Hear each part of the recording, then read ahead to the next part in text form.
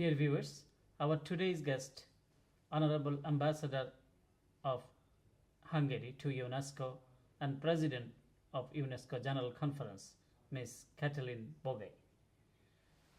Hello, Excellency. How are you today?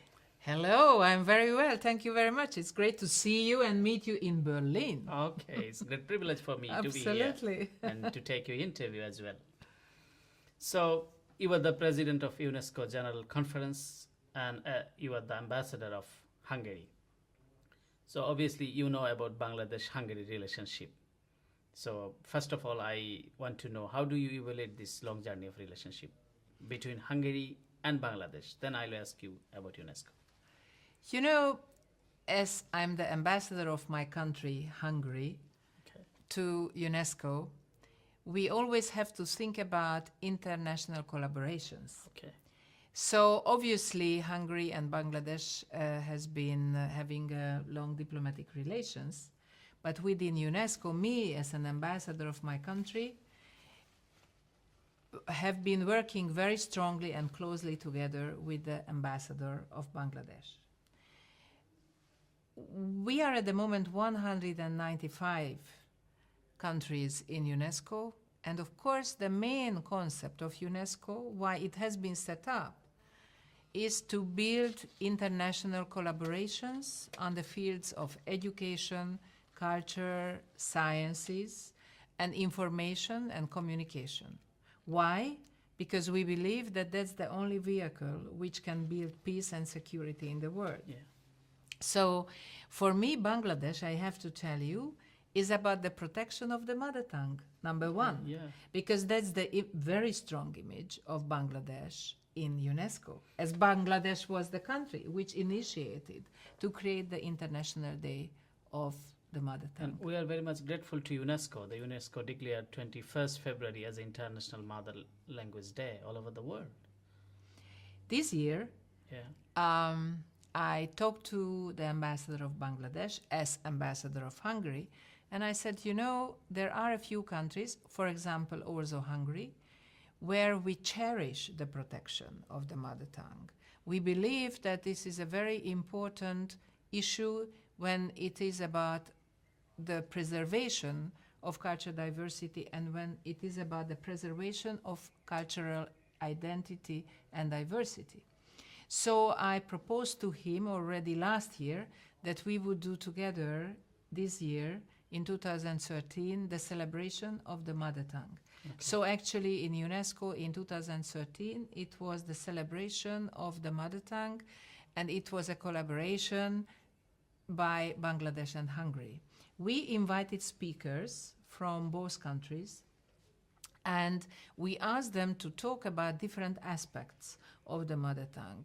Aspect in the sense of protecting the identity, what kind of identity, cultural identity, and so on. We were talking about the importance of the protection of multilingualism in the net, in the web, in different ways of communication. Social network. Social network. We were talking about the importance of protecting the small languages. Yeah.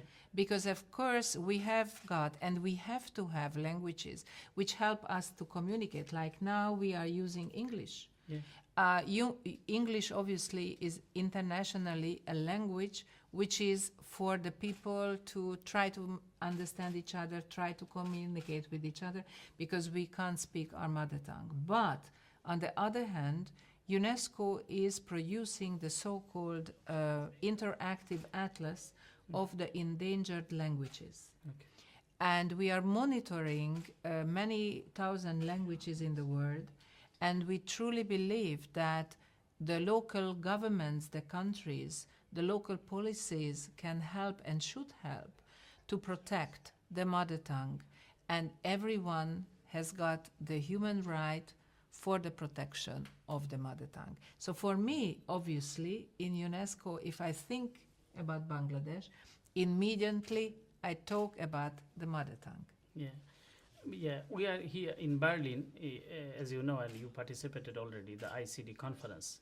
And Institute for Culture Diplomacy, they're doing a very good job for promoting culture and promoting this idea, because we know that we are working for the economic diplomacy. We are working for this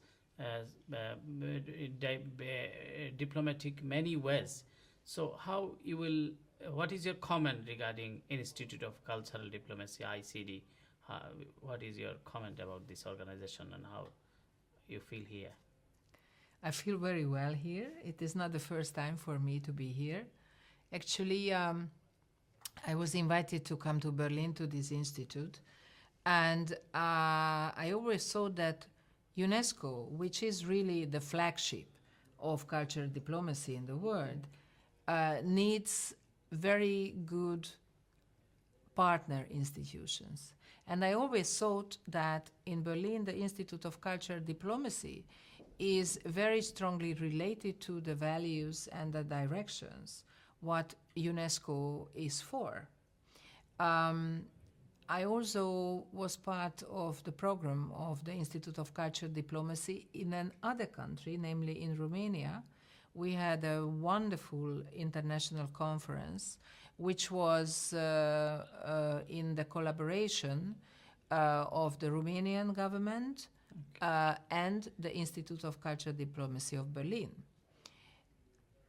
I think why we have to stop here for a moment is that cultural diplomacy for very many people is still not a clear notion. What does that mean, cultural diplomacy? So we always have to explain why is it an important vehicle in long-term relationships between the people.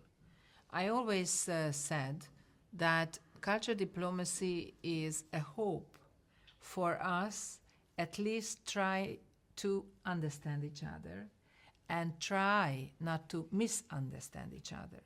Because the problems all over the world, I think, are based very often on the lack of knowledge.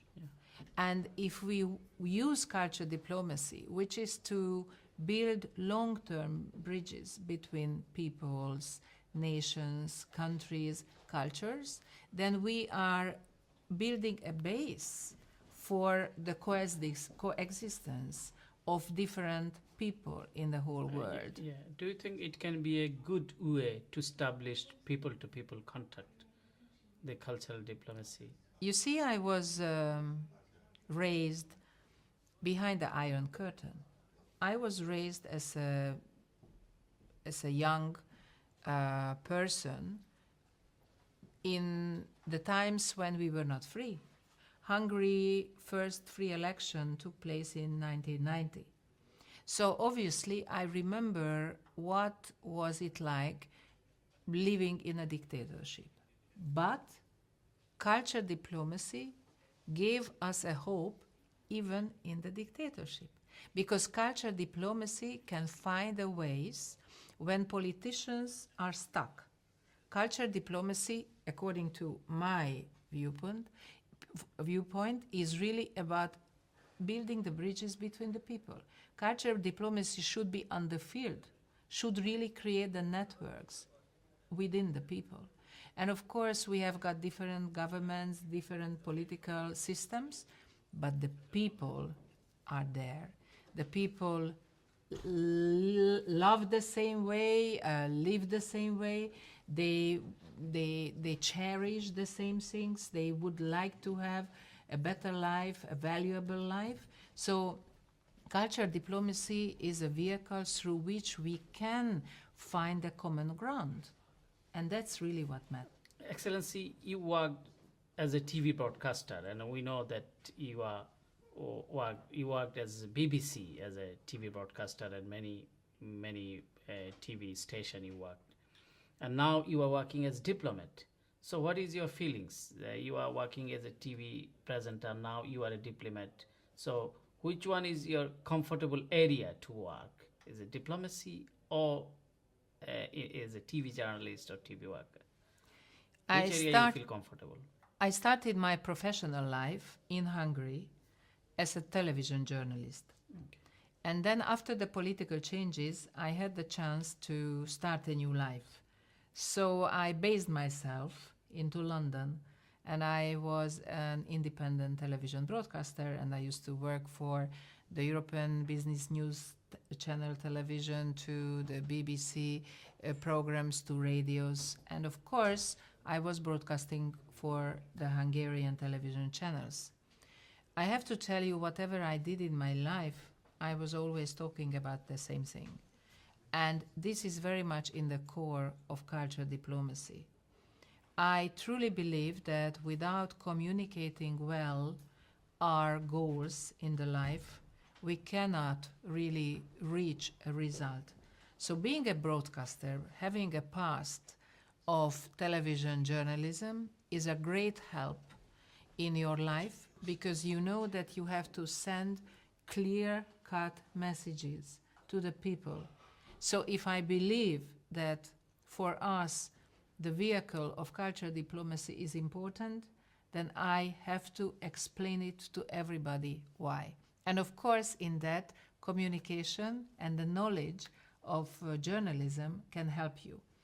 Another aspect which I would like to say is that if you are a journalist in your heart, then you see immediately everything from at least two sides, or even from different sides.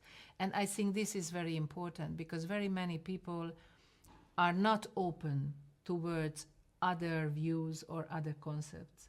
Whenever I say a sentence, I immediately think, oh, I could even have said it in another way. So the openness of journalism, the interest of the people, what comes from journalism, is a very important strength or value in my whole life. Thank you, Excellency Katalin Bogyay, for being with NTV. Do you have any special remarks for NTV viewers in Bangladesh? It was a pleasure to meet you. You see, it is a great example how people are interconnected through communication, through the media, and through culture diplomacy. It was lovely to be in your program. Thank you very much, Excellency. Thank you.